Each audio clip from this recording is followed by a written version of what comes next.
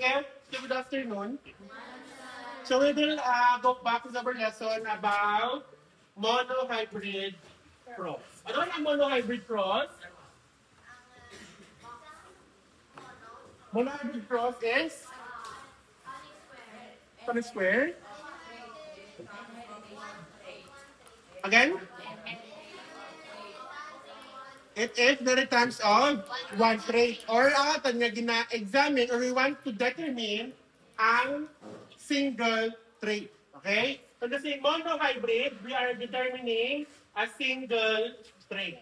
Okay? Isa lang kabilog na gene nga atin na gina-study. Okay? Kasi for example, ang hair color ng nga mga possible offsprings. Okay? Si mother, we have gene or allele of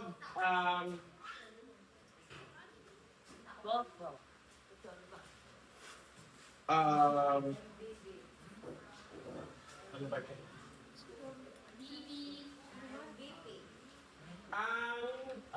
Dominant, okay?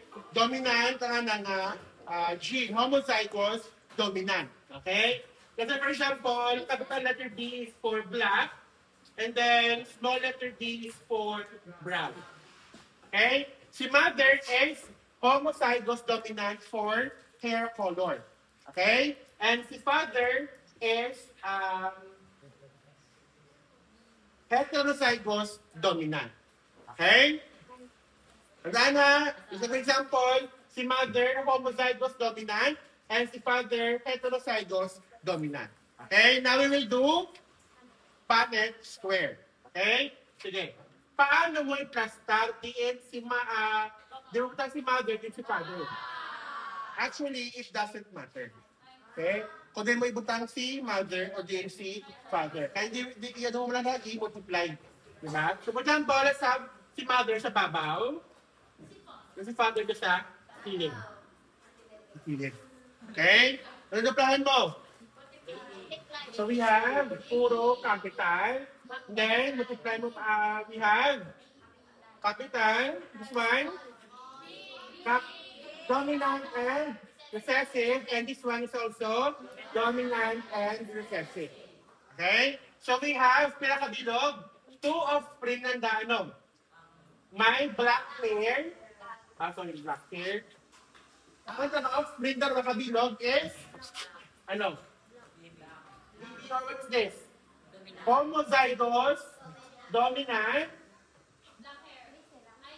and then the offspring, heterozygous, dominant. Okay? Okay. Ano ang anda nga genotypic ratio? Genotypic ratio. Pila? Pero bilog niya, 2:2. Okay? How about ang anda nga phenotypic ratio?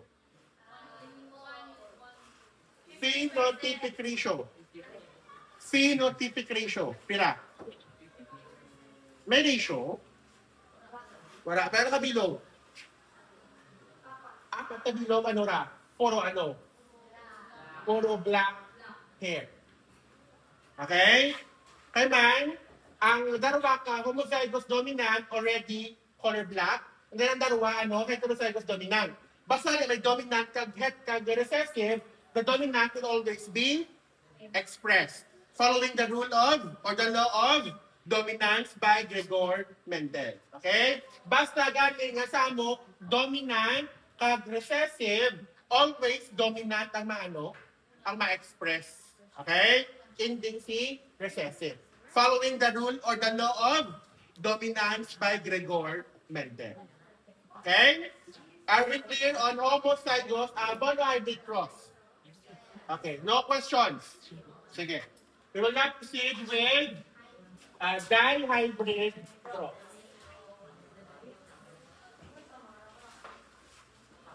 Okay. We will now have dihybrid cross. Kung ang monohybrid cross, isa ka trait, ang dihybrid, two traits. Okay? We are determining two traits. Okay? Kasi for example, we have hair color and eye color. Okay? For hair color, color blink. Capital letter B is for black. Small letter B is for brown. For eye color, let's have capital letter G for green and small letter G for brown. Okay? Sige. Okay na kita? We will determine hair color and eye color. Capital letter B for black hair, small letter B for brown hair, capital letter G for green eyes, and small letter G for brown eyes. Okay? Are we clear? Sige. Let's say, si mother, may gene nga. Okay? And then si father. Okay. Sige. Now, what are you going to do? I-multiply? Okay. Ano brahan mo siya para mabago ang mga i-cross sa mga Punnett square? Ano ang magaling sanda? Distribution. Ano galing ang method ko? Score. Let's start with mother. Okay? Ano matabo? B and then? G. Ano bagay?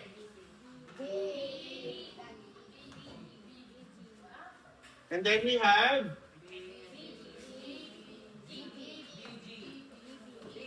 ano? BG and then parehas lang. Okay? Now let's do kay father. We have parehas lang, di ba?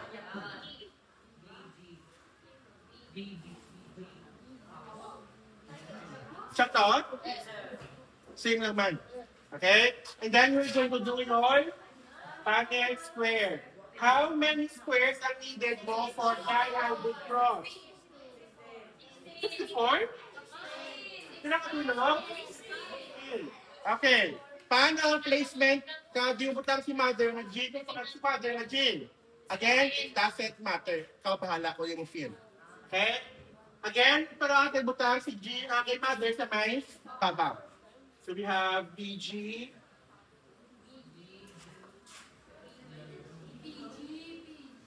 Okay? And then, okay? Sige. Ano nabrahan mo? Kung anong sanda, i-cross mo.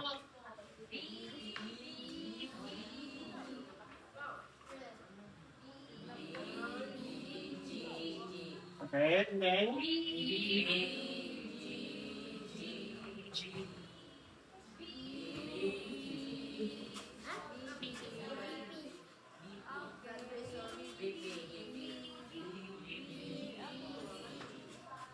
okay? Sige, next.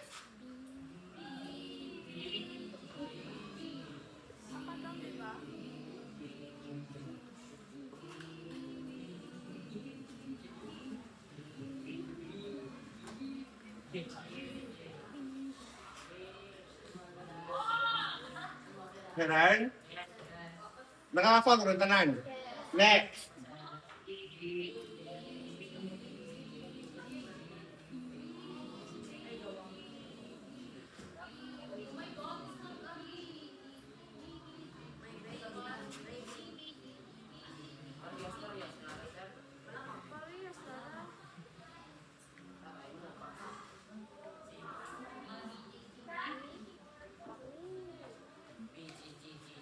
Sorry.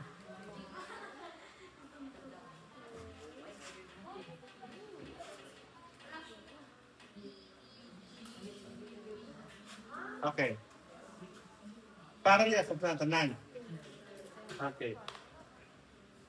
Okay, Ryan? Ano yung next ibrahan mo? Isipan mo kung pirangan na nga. Again, we will first do genotypic ratio. Okay? Na genotypic ratio. Let's have this one. Ang mo dyan na specific. Pero kadilog, ang mo dyan. 8. 1, 2, 3, 4, 5, 6, 7, 8. Okay. Bigyan ang tirahan mo dyan. So, ang tirahan ratio na 8 is to 8. Okay? How about ang phenotypic ratio? When phenotypic ratio, pira ka biglog ang may black hair kag green eyes. Pira ka bilog. Black hair kag green eyes. Black hair and green eyes, pira ka bilog? Ha? Nag-8 lang na. Anong ito na have? This one, this will have black eyes and then black hair and green eyes. How about this one?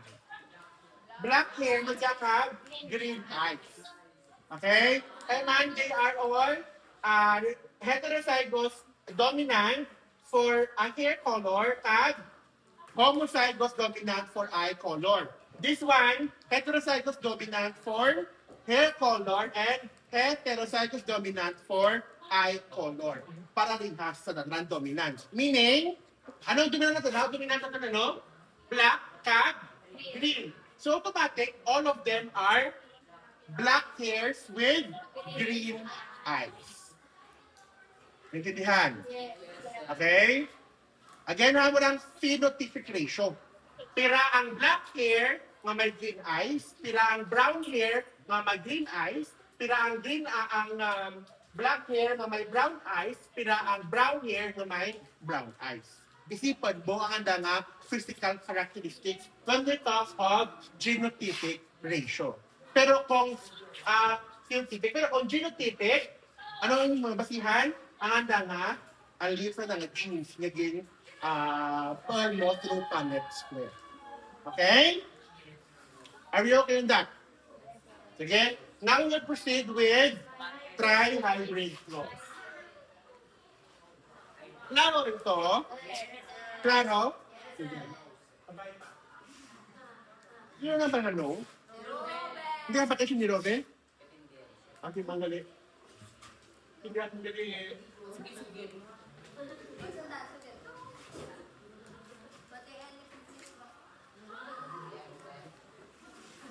Okay. Now we will do again tri-hybrid cross. For monohybrid, isa, dihybrid, dalawa, tri-hybrid, tatlo. Okay? We will determine three traits. Okay? Now, can we use Punnett square? Yes, we can use Punnett square. Pero ano lang, malawig, madugo-dugo lang gawa. Ano ang ginagamit para na mas mahapos? We will use fourth line method. Okay? Ang fourth line method, pwede gamitan sa dihybrid, trihybrid na sa pababaw. Okay? Intindihan? Sige. Again, happy dito hagamit ang Punnett square, but we will use fourth line method para na mas hapos. Okay? Sige. Kasi for example, we determine hair color, eye color, and then isa, skin color. Okay. Sige. Capital B is for nung ganito. Black, small b for brown, G for green, small G for brown, and then for skin color, white. Sige, W for white, and then small letter W for yellow. Brown. Okay? Sige. Let's say for example, si mother.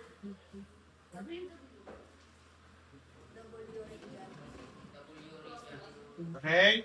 And then si father.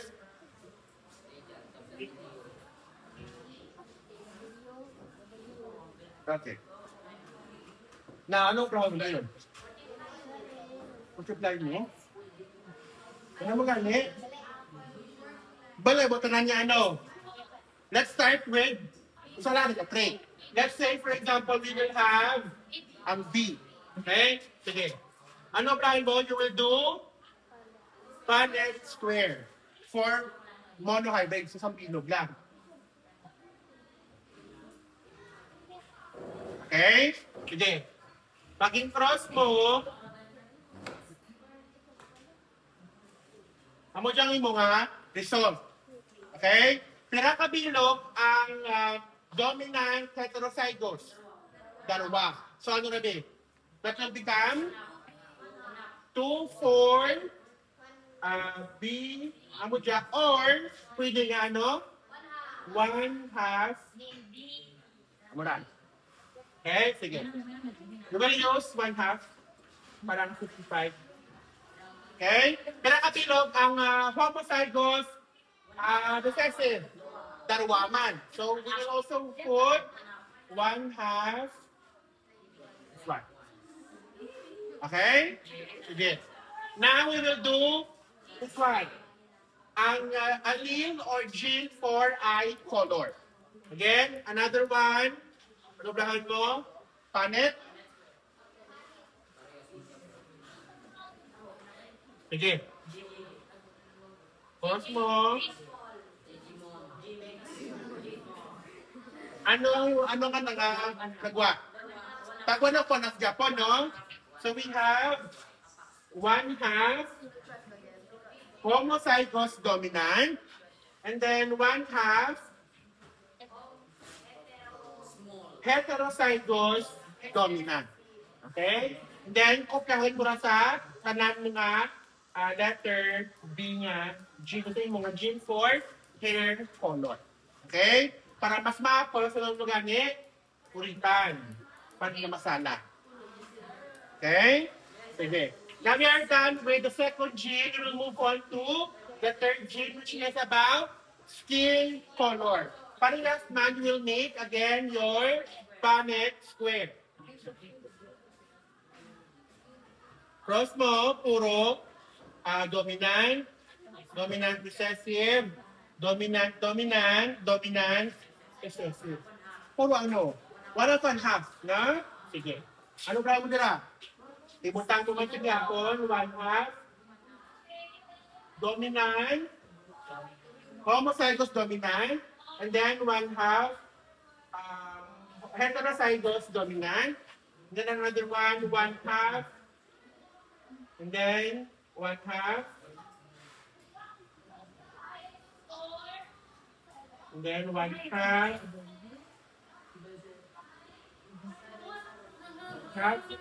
and then 1/2 luwag, and then another 1/2. Okay, Ran? Ang sa mga ibang yung nag-obra, kabay pa nga tindihan ninyo, ha? Okay.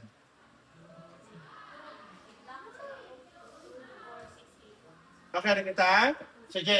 After mag-obra dyan, what's next? I-multiply mo ang sa isa, di ba? Sa isa?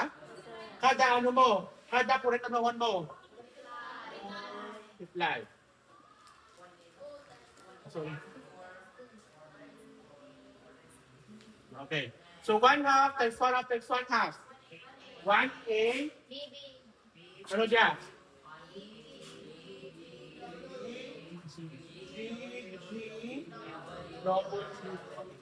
Double. Okay? Next. Ano na yun? 1A. Gusto niya, 4. 1A, ano rin? BB. G.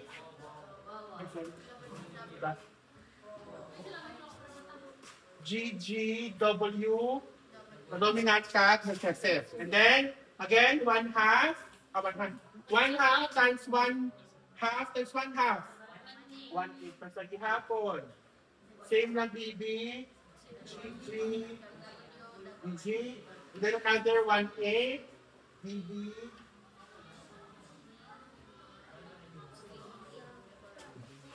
Tapos sa lahat, no? Okay? And then another 1A to 1. Ito. Ako, sa ako. Ang gawin small. Then another one. Small. Abot ka kita. Ganun. Tapos yung dyan. Ang dyan. Ganun mo one. Okay? Ang dyan. Ganun. Okay? Now we have this. Okay? So another approach dyan connect 1A. 1A. Homozygous recessive. Homozygous dominant. Tag. Homozygous dominant.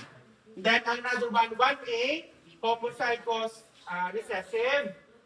Homozygous dominant. Heterozygous recessive. Okay? And then another 1A. Tapos nandiyan ka papasok abaw. Now, ano naman? Ano naman? Kailan? Okay. So, 1A, homozygous recessive. Tapos, heterozygous dominant and homozygous dominant. Then another 1A for homozygous recessive, heterozygous dominant, and heterozygous recessive. Pero kung siya, ano? 2, 4, 6, 8. 2, 4, 6, 8. Okay? Okay rin? Sige. Pila ko bilungatan nga, ano, nga offspring. Pila ka pila ito offspring? 8? Pila na how? 8 lang, di ba? 8. Oh. Pila ka 1/8 sa 8? Pila ka 1/8 sa 8? 1. Ano yung mga ratio? 1:1, 1:1, 1:1, 4, 5, 6, and 8. 1, 2, 3, 4, 5, 6, 7, 8. Okay? Tag 1:1 na yung mga ano ra. Ano nga ratio? Genotypic ratio. Very good. 1:1 ng imo, 1:1, blah, blah, blah, imo nga genotypic ratio. How about ang imo nga phenotypic ratio? 50 ratio na kabilog? 8? Let's isipon natin, okay? Kaya kabilog dyan. Ano na ano, black eyes, black hair, green eyes, white skin. Pinakabilog. Pinakabilog. Isa, dalawa, tatlo, apat. Diba? Pinakabilog ang may brown hair, apat man. 1, 2, 3, 4. May iban pa nga combination? Wala rin, di ba? 4:4. That's your phenotypic ratio. Okay? Naintindihan?